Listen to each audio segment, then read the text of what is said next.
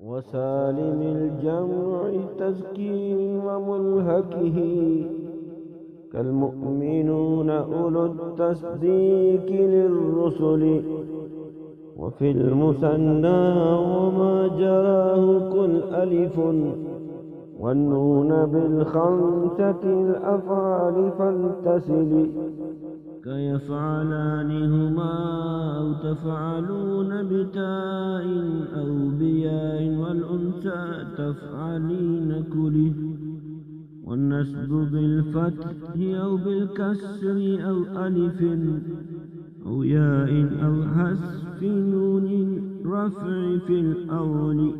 والفتح في ماء بذم قد رفعت صغا جمع الإناث ففيه الكسر لم يمل.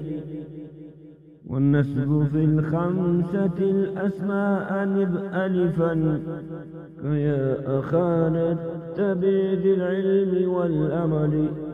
والياء جمع الذكور مع سلامته كذا بتثنية أو ملهك كأولي.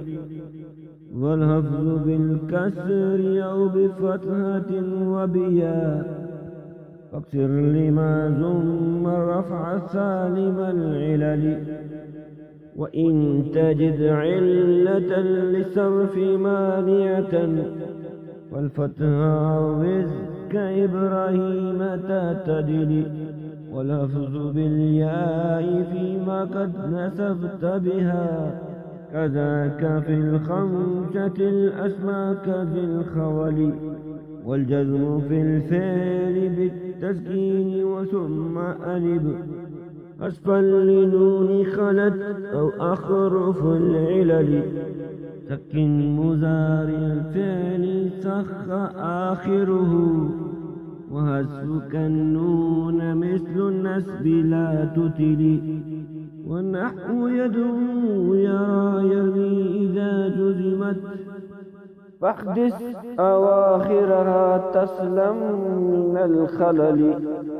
والرفع والنسب في لحظ على ألف والواو والياء فبالذم للثقل.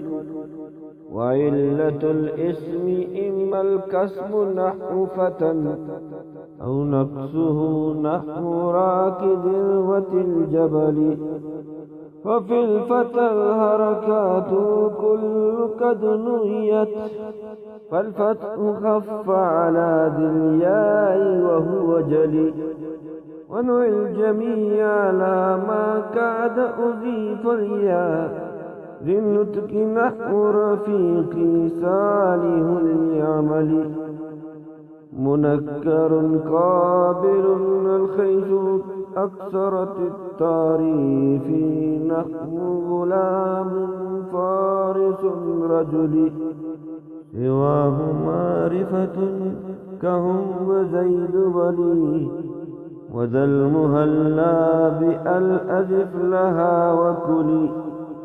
غلامهم وابن زيد وابن ذا وأخل الذي يتانا ورب الشاء وإبلي.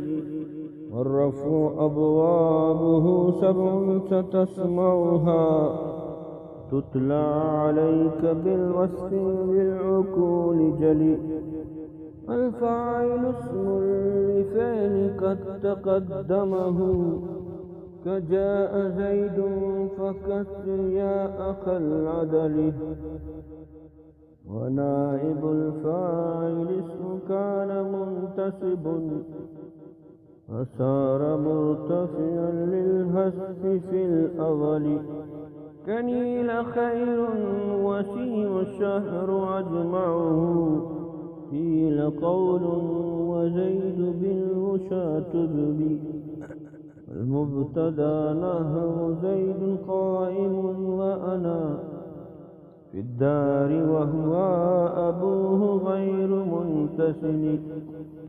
وما به تم معنى المبتدا خبر